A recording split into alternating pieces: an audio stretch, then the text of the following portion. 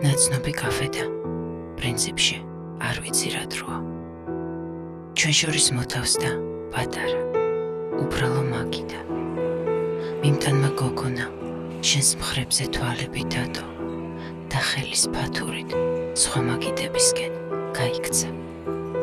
შენ ჩემს წინზე ხარ და ჩვენ ისევ საუბრობთ ამიზე. მე შენს წინ, შენამდე შენს მერეც არაფერს მოველე. მინიმუმ მოვკვდე და მაქსიმუმ ავდგე და გავგიშდე ქალაქში, რომელშიც დროდადრო იშლება ქოლგები.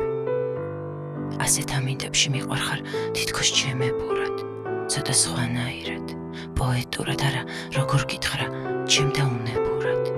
ეს გაბათხეს შენთვის ჩავიცვი, ჩურჩულებ მიყვარხარ, ჩვენ შორის ჰაერსაც არ ტოვებ.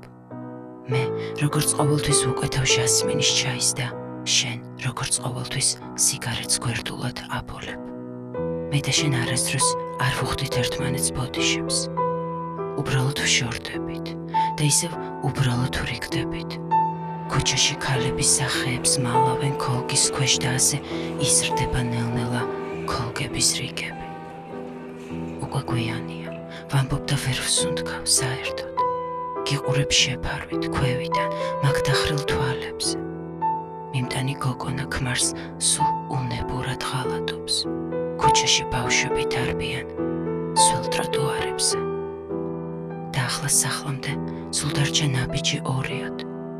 ჩვენ ვდგავართ ჩუმად და მოველით სიშორის განაჩენს.